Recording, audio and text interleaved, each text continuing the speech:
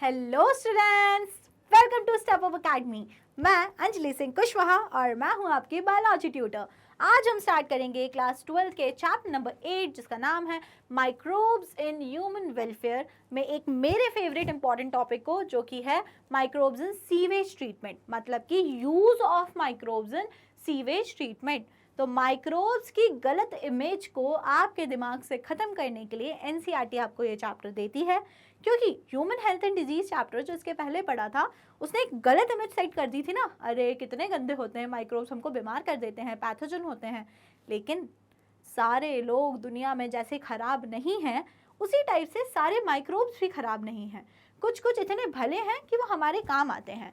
तो ये वाला जो स्पेसिफिक टॉपिक है सीवेज ट्रीटमेंट, ये मेरा बड़ा फेवरेट है, बड़ा इंपॉर्टेंट भी है और काफ़ी अच्छा है। तो इसीलिए इसको पढ़ते हैं, समझते हैं कि क्या होता है।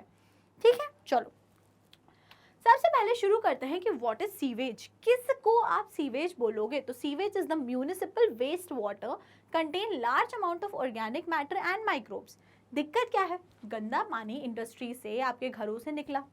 उस गंदे पानी में ऐसा क्या है कि वो पानी गंदा है? अब पूछो, पानी में ऐसा क्या आ गया कि वो गंदा हो गया?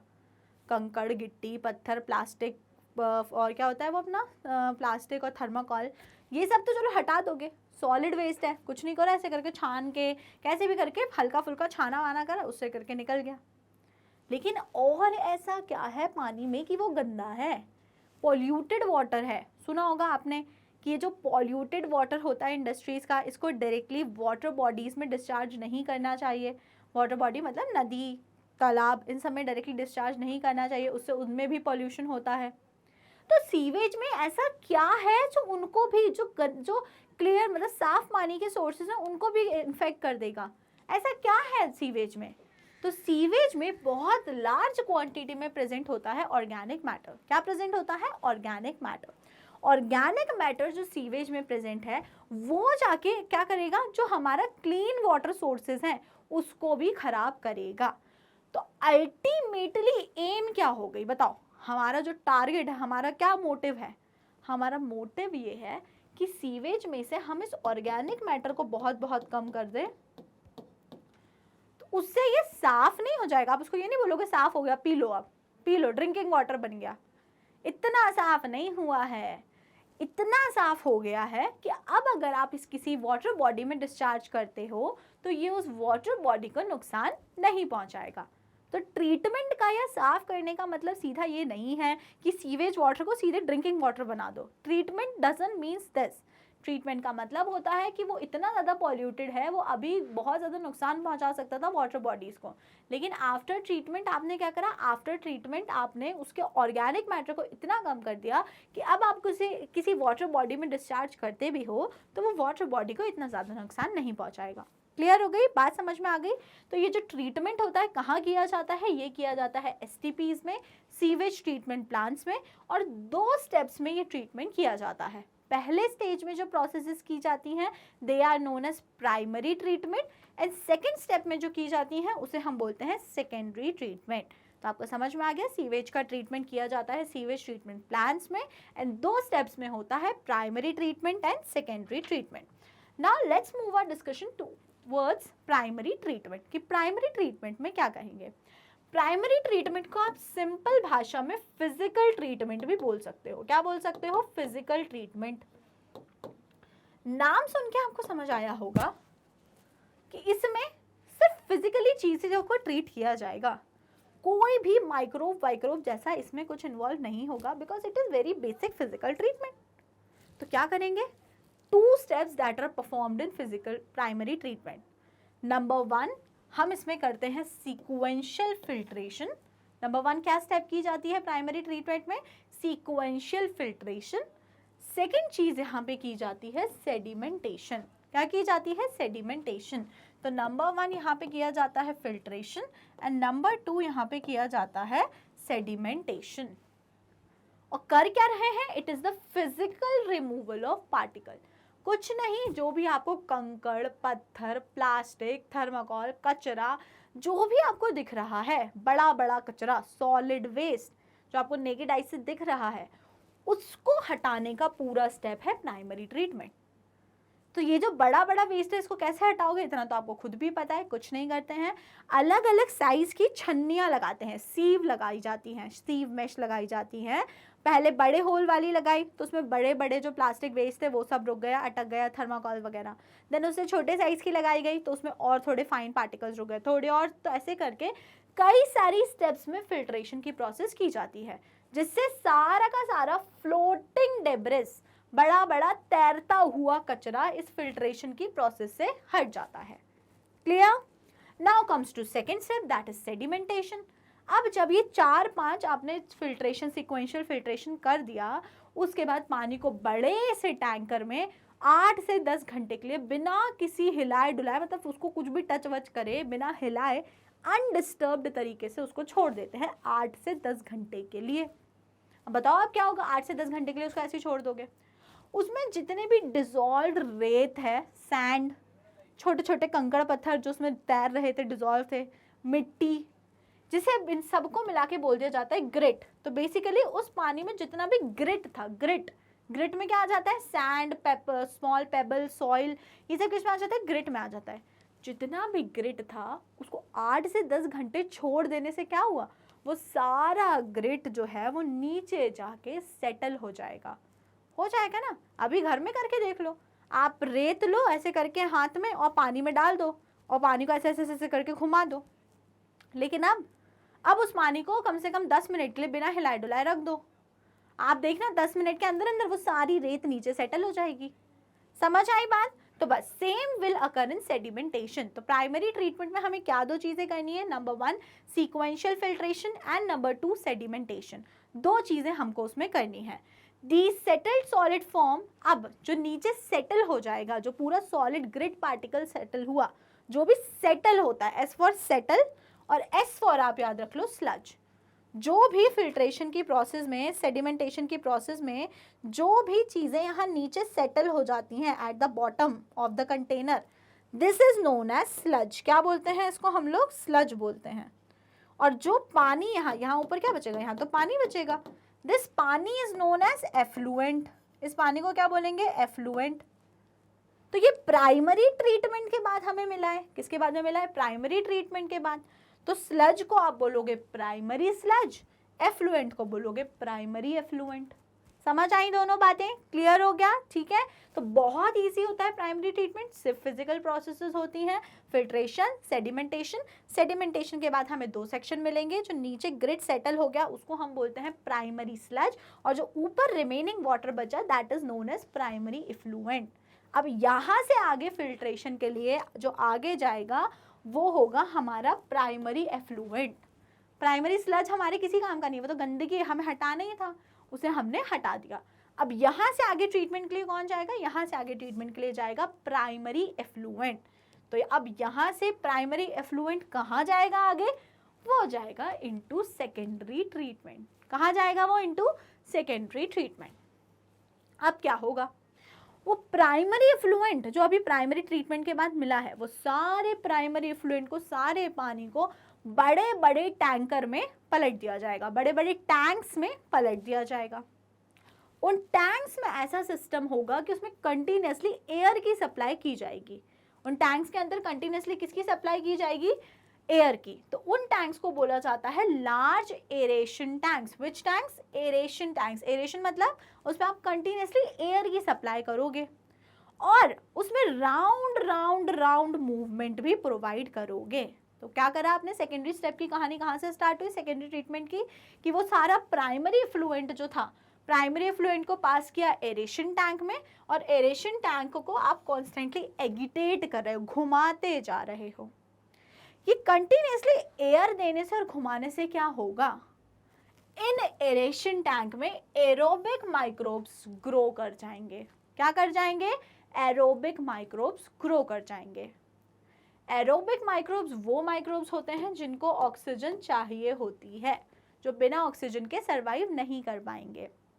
तो ये जो टैंक्स हैं, इसके आपने अंदर एयर सप्लाई करी, इनको कंटिन्यूसली रोटेट करा, जिसके कारण उनके अंदर क्या ग्रो कर गए, एरोबिक माइक्रोब्स ग्रो कर गए। लेकिन एरोबिक माइक्रोब्स अकेले नहीं ग्रो कर गए हैं, वो फंगस के फिलामेंट्स को भी यूज करेंगे और बना लेंगे फ्लॉक्स। क्या बना लेंगे वो लोग? फ्लॉक्स बना लेंगे। तो फ्लॉक्स क्या होते हैं? Bacteria associated with fungal filament, ऐसे bacteria which are associated with fungal filaments to form mesh like structure. तो bacteria associated with fungal filaments और उनके साथ में मिलकर एक मैश लाइक स्ट्रक्चर फॉर्म कर लेते हैं, इसी को हम लोग बोलते हैं फ्लॉक्स। क्या बोलते हैं इसको हम लोग? फ्लॉक्स। समझ में आई कहानी कि नहीं आई? जल्दी से बताओ। बहुत इजी, रिवाइज कर लो फिर से। प्राइमरी एफ्लुएंट को डाला एरेशन टैंक में, एरेशन टैंक में कंटिन्यूसली हमने दी हवा और हमने उसको घुमाया, एगिटेट किया, जिसके कारण उसमें एरोबिक बैक्टीरिया ग्रो कर गए। एरोबिक बैक्टीरिया लेकिन किसके साथ में? वो फंगस के फिलामेंट के साथ में ग्रो करे गए हैं, जिनको हम बोलते हैं फ्लॉक्स।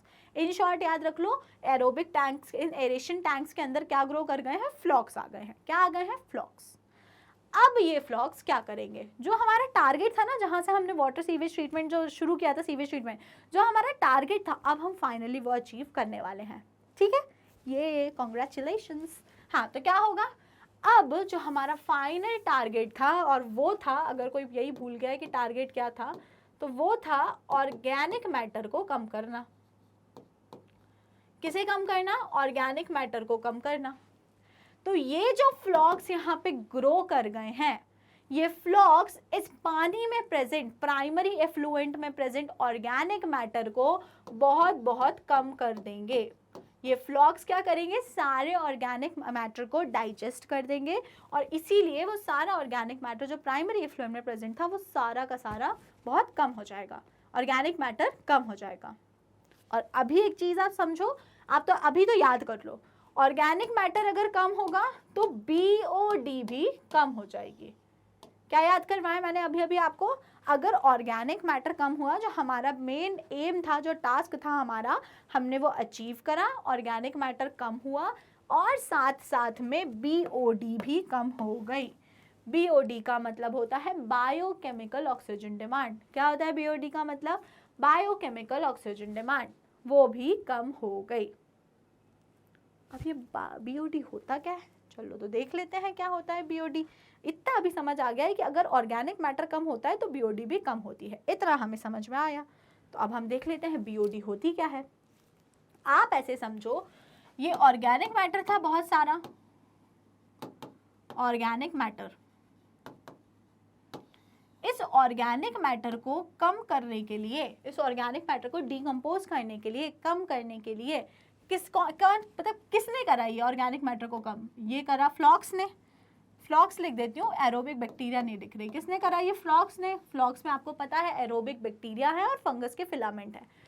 फ्लॉक्स ने ये ऑर्गेनिक मैटर को कम करा, लेकिन ये करने के लिए फ्लॉक्स को जरूरत पड़ी किसकी? फ्लॉक्स को जरूरत पड़ी ऑक्सीजन की। किसकी जरूरत पड़ी? ऑक्सीजन की। क्या बोला मैंने? फिर से सुनो, फ्लॉक्स ने ऑर्गेनिक मैटर को कम करा, उसे डाइजेस्ट करा, डिकम्पोज करा, उसे कम करा, लेकिन ये फ्लॉक्स ऐसे ही नहीं कर दिया उन्होंने, हाँ जाओ मैं कर देता हूँ। फ्लॉक्स ने ऑक्सीजन को यूज करके इस ऑर्गेनिक मैटर को कम किया, उसको डिकम्पोज किया। तो जितनी भी ऑक्सीजन लगती है पूरे ऑर्गेनिक मैटर को खत्म करने के लिए, उसी ऑक्सीजन डिमांड को हम लोग कहते हैं बायोकेमिकल ऑक्सीजन डिमांड। यहां से आप एक चीज और समझिए, ऑर्गेनिक मैटर जितना ज्यादा, उसको डिकम्पोज करने के लिए ऑक्सीजन भी उतनी ज्यादा लगेगी। समझ में आया मैंने क्या बोला? जितना ज्यादा ऑर्गेनिक मैटर, उस ऑर्गेनिक मैटर को डिकम्पोज करने के लिए ऑक्सीजन भी ज्यादा लगेगी, मतलब BOD भी ज्यादा होगी। क्लियर हुआ? तो BOD होती क्या है? Amount of oxygen consumed by bacteria. जितना अमाउंट ऑफ ऑक्सीजन बैक्टीरिया ने कंज्यूम किया, टू किस लिए? To oxidise all the organic matter, सारे ऑर्गेनिक मैटर को खत्म करने के लिए, इन 1 लीटर वाटर, 1 लीटर पानी में जो भी ऑक्सीजन रिक्वायर्ड थी to oxidise all the organic matter, that oxygen demand is known as biochemical oxygen demand, BOD। और जितना ज्यादा ऑर्गेनिक मैटर, BOD उतनी ज्यादा, क्योंकि जितना ज्यादा ऑर्गेनिक मैटर उसे खत्म करने के लिए ऑक्सीजन उतनी ज्यादा लगेगी, मतलब BOD उतनी ज्यादा। और जितना कम ऑर्गेनिक मैटर है उतनी बीओडी कम होगी। तो अब आप मुझे बताओ, अगर पानी पॉल्यूटेड है, अभी मैंने बोला पानी बहुत गंदा है, पॉल्यूटेड है, तो उसकी बीओडी ज्यादा होगी कि कम होगी? कौन कौन भाई कम बोल रहा है? हाँ, कौन है ये कम वाले बच्चे? सुनो इधर, सुनो मेरी बात। अगर आप बोल रहे हो कम तो आप गलत हो। अगर पानी पॉल्यूटेड है तो उसकी बीओडी ज्यादा होगी। मैंने बोला वाटर इज पॉल्यूटेड। पॉल्यूटेड का क्या मतलब है? उसमें क्या ज्यादा है? उसमें ऑर्गेनिक मैटर ज्यादा है। क्या ज्यादा है उसमें? Organic matter. ऑर्गेनिक मैटर क्या है? ज्यादा है। इस ऑर्गेनिक मैटर को खत्म करने के लिए जो बैक्टीरिया ऑक्सीजन यूज करेंगे वो भी क्या लगेगी? ज्यादा लगेगी। तो भैया इसीलिए बीओडी, जो बायोकेमिकल ऑक्सीजन डिमांड होगी, वो क्या होगी? ज्यादा होगी। तो आप याद रखो, अगर पानी पॉल्यूटेड है, पॉल्यूशन ज्यादा है पानी में, तो बीओडी भी ज्यादा होगी। ओके। और अगर मैं यही उल्टी बात करूं कि पॉल्यूशन कम, तो मतलब ऑर्गेनिक मैटर कम, तो ऑक्सीजन भी कम लगेगी, तो इसलिए बीओडी भी कम होगी। समझ गए आप? तो greater the BOD the more is the polluting potential। एक लाइन यहाँ रह गई, it is the measure of organic matter present in water. BOD से आप ये भी पता कर सकते हो कि कितना ऑर्गेनिक मैटर प्रेजेंट है। मैं कह रही हूँ, सबको हटाओ, मैं क्वेश्चन पूछ रही हूँ, आपके पास दो वाटर बॉडी है, एक ए और एक बी। ए वाले वाटर बॉडी की बीओडी है 50। कितनी है? 50। और बी वाले की बीओडी है 70। कितनी है? 70। आप मुझे बताओ, ए और बी वाटर बॉडी में से कौन सा वाटर बॉडी ज्यादा पॉल्यूटेड है? कौन सा वाला ज्यादा गंदा है, पॉल्यूटेड है? Answer? Answer is B. B वाला वाटर बॉडी ज्यादा पॉल्यूटेड है क्योंकि उसकी बीओडी क्या है? 70 है। वहां पे जो बीओडी ऑक्सीजन की डिमांड है वो 70 है, मतलब ऑर्गेनिक मैटर ज्यादा है। यहाँ पे उसके कंपैरिजन में कम है, तो ज्यादा पॉल्यूटेड कौन सा है? बी। तो इसीलिए BOD is also the measure of organic matter present in the water body. साथ ही साथ में जितनी ज्यादा BOD, more it's the polluting potential. तो बीओडी जितनी ज्यादा, उतना ही ज्यादा गंदा पानी।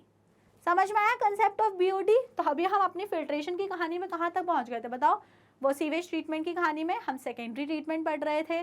सेकेंडरी ट्रीटमेंट में क्या हुआ था? एरेशन टैंक में हमने डाल दिया था, हमने उसमें फ्लॉक्स की ग्रोथ करा दी थी, एयर की सप्लाई करके फ्लॉक्स ग्रो हो गए थे, और फ्लॉक्स ने वहाँ पे ऑर्गेनिक मैटर को डाइजेस्ट करके बीओडी को कम कर दिया था। इतनी कहानी हमारी हो गई थी। अब क्या होगा? अब इस पूरे प्रोसीजर के बाद में क्या करेंगे? पूरे प्रोसीजर के बाद में फिर से वही चीज करेंगे कि वो बड़ा सा टैंक है, यही एरेशन टैंक है, ऊपर ऊपर ऊपर उसमें क्या है? पानी है, ऊपर ऊपर उसमें पानी है, और यहाँ पे इसको भी अब थोड़ी देर के लिए अनडिस्टर्ब्ड छोड़ देंगे। पूरा सेकेंडरी ट्रीटमेंट के बाद घुमा रहे थे, उसे घुमा घुमा के सब बीओडी कम हो गई। अब फिर से क्या करेंगे? फिर से इसको 6 से 8 घंटे के लिए अनडिस्टर्ब्ड छोड़ देंगे। इसको हिलाना डुलाना बंद कर देंगे, घुमाना बंद कर देंगे। अब फिर से क्या होगा? कुछ चीज होगी जो नीचे सेटल हो जाएगी और कुछ चीज ऊपर बचेगी। अब की बार में जो यहाँ ऊपर बचा उसको हम क्या बोलेंगे? Secondary effluent. क्या बोलेंगे हम उसको? Secondary effluent. और यहाँ जो नीचे बचा ये क्या हो जाएगा? Secondary sludge. क्या होगा ये? Secondary sludge. अभी जैसे प्राइमरी एफ्लुएंट प्राइमरी स्लज था, अब सेकेंडरी ट्रीटमेंट के बाद में भी हमने उसे सेटल करने के लिए छोड़ दिया, तो ऊपर जो पानी है दैट इज सेकेंडरी एफ्लुएंट, और नीचे कुछ तो भी चीज सेटल हुई है, लेकिन इस बार वो गिट्टी कंकड़ पत्थर नहीं है, और वो है सेकेंडरी स्लज। तो ये सेकेंडरी स्लज में क्या होगा? आप बताओ मुझे, क्या होगा? क्या था अभी इसके अंदर? इसके अंदर हमने बहुत सारे माइक्रो ऑर्गेनिज्म, हमने बहुत सारे एरोबिक बैक्टीरिया ग्रो कराए थे जो उसको क्लीन कर रहे थे, उसको थोड़ी देर के लिए सेटल होने के लिए रख दिया। इसका मतलब सारे के सारे एरोबिक बैक्टीरिया फ्लॉक्स जो हैं वो नीचे आके सेटल हो गए। तो ये जो नीचे आके अब की बार सेटल हुए हैं सेकेंडरी ट्रीटमेंट में, अब की बार वो कंकड़ गिट्टी पत्थर नहीं है, बल्कि अब की बार वो कौन है? अब की बार वो एरोबिक बैक्टीरिया हैं, वो फ्लॉक्स हैं। The effluent is then passed on to settling tank। उसको settling tank में पास करते हैं effluent को, where the bacterial flocks are sediment। क्या मतलब है इस लाइन का? मतलब उसको छोड़ देते हैं तो जितने भी फ्लॉक्स थे अभी उसमें तैर रहे थे क्योंकि हम उसे कंटिन्यूसली रोटेट कर रहे थे, अब हमने उसे सेटल होने के लिए छोड़ दिया है, तो सारे जो फ्लॉक्स उसमें ग्रो करवाए थे वो नीचे आके यहाँ पे बॉटम पे सेटल हो जाएंगे। दिस सेडिमेंट इज कॉल्ड, अब या तो इस सेडिमेंट को आप सेकेंडरी स्लज बोलो या फिर it is known as activated sludge. क्या बोला जाता है इसको? इसको बोला जाता है एक्टिवेटेड स्लज। क्यों बोला जाता है इसको एक्टिवेटेड स्लज? बताइए। इसको एक्टिवेटेड स्लज इसलिए बोला जाता है बिकॉज, क्यों? बिकॉज एक्टिवेटेड स्लज, बिकॉज यहाँ पे लिविंग बैक्टीरिया प्रेजेंट है, इसीलिए इसको बोला जाता है एक्टिवेटेड स्लज। क्या बोला जाता है? Activated sludge. समझ आए बात? तो सेकेंडरी ट्रीटमेंट के बाद में जो ऊपर मिला दैट इज सेकेंडरी इफ्लुएंट, नीचे मिला उसको या तो सेकेंडरी स्लज बोलो अपने याद रखने के लिए, लेकिन उसके लिए कंसेप्ट क्या दिया गया, उसके लिए टर्म क्या है? Activated sludge. बचा खुचा स्लज, लेकिन अब की बार स्लज कैसा है? एक्टिवेटेड स्लज, बिकॉज उसमें सारे के सारे लिविंग बैक्टीरिया प्रेजेंट हैं। कैसे बैक्टीरिया? एरोबिक बैक्टीरिया प्रेजेंट है। ओके, पानी फिल्टर हो गया है और ये सारे बैक्टीरिया नीचे आके सेटल हो गए हैं। अब हम तो मतलबी लोग हैं, हमारा काम हो गया, अब ये बैक्टीरिया हमारे किस काम के रह गए? अभी हमने उन्हें नीचे सेटल कर लिया, हमें साफ पानी ऊपर मिल गया, साफ पानी को छोड़ देंगे वहाँ, कहाँ पे? वाटर बॉडी में डिस्चार्ज कर देंगे। अब ये जो बैक्टीरिया नीचे बच गए इनका क्या करें हम? हमारे किस काम के हैं ये?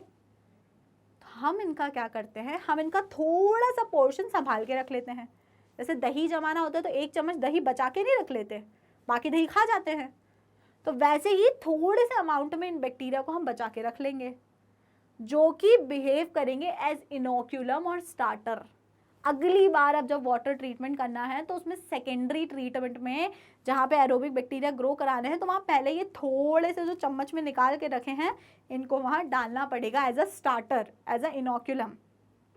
तो फिर ये मल्टीप्लाई करेंगे और उसमें ग्रो करेंगे। तो मतलब ये जो नीचे सेटल हुए इतने सारे बैक्टीरिया, थोड़ा सा पोर्शन तो इसमें निकाल के रख लिया फॉर नेक्स्ट टाइम। बाकियों का क्या किया गया? A small part of the activated sludge, तो एक्टिवेटेड स्लज में से थोड़ा सा पार्ट जो होता है is pumped back into the aeration tank. थोड़ा सा बचा कुचा जो पोर्शन था वो एरेशन टैंक जो थे अपने बड़े बड़े उसमें वापस से पम्प बैक कर दिया to serve as the inoculum, to serve as the inoculum, भाई स्टार्टर की तरह, जिससे कि रिएक्शन स्टार्ट हो, मल्टीप्लाई करें बार बार। लेकिन थोड़ा सा तो निकाल लिया था एक्टिवेटेड स्लज, बाकी बचा खुचे का क्या किया? The remaining sludge is pumped into large tank called anaerobic sludge digester, called anaerobic sludge digester। अब हम मतलबी लोग, हमारे काम कर दिया बेचारे एरोबिक बैक्टीरिया ने, हमने उसको वापस थोड़ा सा निकाल के एरेशन टैंक में भी भेज दिया, लेकिन अब इतने सारे हमारे काम के थे ही नहीं, तो हमने उनको डाल दिया एनएरोबिक स्लज डाइजेस्टर में। एरोबिक बैक्टीरिया को एनएरोबिक स्लज डाइजेस्टर में डाल दिया, मतलब बेचारों को ऑक्सीजन की ज़रूरत थी, लेकिन हमने उनको ऐसे टैंक में डाल दिया जहां उन्हें ऑक्सीजन मिलेगी ही नहीं। तो क्या हो जाएगा? वो धीरे धीरे धीरे करके ख़त्म हो जाएंगे। क्या हो जाएंगे? ख़त्म हो जाएंगे। Here, some anaerobic bacteria digest the bacteria and fungi in the sludge by producing gases like methane, H2S and carbon dioxide. These gases form the biogas. तो ये जो एक्टिवेटेड स्लज था इनको एनारोबिक स्लज डाइजेस्टर में डाल के digest कर दिया गया, वहाँ से कई सारी गैसेस का प्रोडक्शन होता है लाइक मीथेन, H2S वगैरह, कार्बन डाइऑक्साइड। इन गैसेस को यूज़ कर लिया जाता है to make biogas. The effluent is released into natural water bodies like rivers and stream। और ये जो effluent, सेकेंडरी effluent था, इसको अब किसी भी वाटर बॉडी में रिलीज कर दिया जाता है बिना किसी टेंशन के, क्योंकि हमने उसका ऑर्गेनिक मैटर और BOD कम कर दिया है, तो अब वो इतना ज़्यादा पॉल्यूटिंग नहीं रह गया। यहाँ से एक क्वेश्चन आता है, why secondary treatment is known as biological treatment? बताइए, सेकेंडरी ट्रीटमेंट को बायोलॉजिकल ट्रीटमेंट क्यों बोल रहे हैं? तो आंसर मैं बता देती हूँ आपको। सेकेंडरी ट्रीटमेंट को बायोलॉजिकल ट्रीटमेंट इसलिए बोल रहे हैं क्योंकि आंसर ये है, उसमें लिविंग ऑर्गेनिज्म इन्वॉल्व हो रहे हैं, that are aerobic microbes.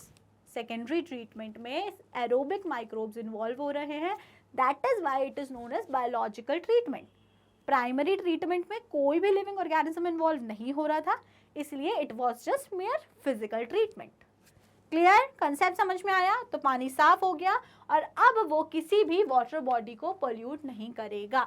Revise कर लेते हैं जल्दी से। यहाँ तक देखो प्राइमरी एफ्लुएंट कैसे बना, हमें बेसिकली प्राइमरी ट्रीटमेंट करा, ठीक है। शू, अब चलो वापस आओ, जो लोग सो गए थे वीडियो देखते देखते वो लोग जग जाओ और अब रिविजन कर लो फटाफट से ताकि आपको चीजें याद हो जाएं। प्राइमरी एफ्लुएंट कैसे बना था? बेसिक सीक्वेंशियल फिल्ट्रेशन किया, सेडिमेंटेशन किया, बड़े बड़े गंदगी हटा दी और वहां से जो बचा हुआ था पानी, जो गंदगी बची दैट वाज प्राइमरी स्लज, उसे हटा दिया। जो बचा प्राइमरी एफ्लुएंट उसको आप ले आए किसमें? बड़े बड़े टैंक में, जिसे बोला गया एरेशन टैंक। एरेशन टैंक में क्या करा? कांस्टेंट एगिटेशन, घुमाते गए घुमाते गए घुमाते गए घुमाते गए और इन एरेशन टैंक में आपने थोड़ा सा इनोक्यूलम भी डाला। इनोक्यूलम मतलब थोड़े से एरोबिक बैक्टीरिया भी इस एरेशन टैंक में डाले और इसे कंटिन्यूसली घुमा रहे हैं और एयर दे रहे हैं, जिसके कारण क्या हुआ? एरोबिक बैक्टीरिया ग्रो कर गए बहुत सारे इन फॉर्म ऑफ फ्लॉक्स। किसके फॉर्म में? फ्लॉक्स के फॉर्म में ग्रो कर गए और उन्होंने सारा ऑर्गेनिक मैटर खत्म कर दिया। ऑर्गेनिक मैटर खत्म हुआ तो बीओडीबी क्या हो गई? कम हो गई। बीओडीबी क्या हो गई? कम हो गई। अब क्या हुआ इस सब के बाद में जो एफ्लुएंट है, इतना कुछ हो गया। फिर एफ्लुएंट को हमने डाला सेटलिंग टैंक में। सेटलिंग टैंक में डालने के बाद उसमें से कुछ जो था फिर से सेटल हो जाएगा। जो नीचे बचा दैट वाज एक्टिवेटेड स्लज और जो ऊपर बचा दैट वाज सेकेंडरी एफ्लुएंट। जो हमारा फ्लॉक्स थे, जो एक्टिवेटेड स्लज में से थोड़े से फ्लॉक्स को वापस से एरेशन टैंक में भेजा और बाकी को भेज दिया, बचे खुचे को भेज दिया एनारोबिक स्लज डाइजेस्टर में। वहां पे जाके उनको ऑक्सीजन की सप्लाई कट कर दी, जिससे वो सारे बैक्टीरिया खत्म हो गए। ओके, और खत्म हुए तो वहां पे कौन सी गैस? डिफरेंट गैसेस प्रोड्यूस हुई विच प्रोड्यूस बायोगैस। और यहाँ पे जो एफ्लुएंट बचा था, एफ्लुएंट को आपने रिलीज कर दिया इनटू नेचुरल वाटर बॉडीज। अब वो इतना ज़्यादा पॉल्यूटिंग नहीं रह गया, अब वो काफ़ी हद तक क्लीन हो गया बिकॉज आपने ऑर्गेनिक मैटर एंड बीओडी को रिड्यूस कर दिया। ये एक सीवेज ट्रीटमेंट प्लान है, देख लो इस तरीके का दिखता है। वहाँ पे देखो आप कितने बड़े बड़े टैंक्स हैं, तो वो एरेशन टैंक्स हैं, देन एनारोबिक स्लज डाइजेस्टर्स हैं। तो ये सारी चीज़ें वहाँ बनाई जाती हैं जिससे प्रॉपर तरीके से वाटर को ट्रीट किया जा सके, ठीक है। And the Ministry of Environment and Forest has initiated Ganga Action Plan and Yamuna Action Plan to save water pollution. तो मेनली जो बड़ी बड़ी रिवर बॉडीज़ हैं उनके मतलब वाटर बॉडीज़ हैं उनके पास में वाटर ये जो रहते हैं सीवेज ट्रीटमेंट प्लांट वो सेटअप करे जाते हैं। क्यों? ताकि क्योंकि कहीं से भी गंदा पानी आके उन बड़ी नदियों या तालाबों में छोड़ा जा रहा है, इससे वो पोल्यूट हो रहे हैं। तो ऐसा ना हो इसलिए ये सारे सीवेज ट्रीटमेंट प्लांट उनके पास करे जाते हैं, बनाए जाते हैं, ताकि गंदे पानी को पहले ट्रीट किया जा सके और फिर इन वाटर बॉडीज में छोड़ें ताकि वाटर पॉल्यूशन ना हो। तो to control water pollution sewage treatment is very very important. Clear? आया समझ आपको? ठीक है, so that is it for today. आपको होप सो समझ आया होगा। नहीं आया, कोई भी डाउट है, कोई पॉइंट समझ नहीं आया तो मेंशन कर दो कि ये समझ नहीं आया, मैं आपको बता दूंगी। बाकी अगर समझ आ गया है तो पक्के से वीडियो को कर दीजिए लाइक और चैनल को कर लीजिए subscribe. Thank you and keep watching.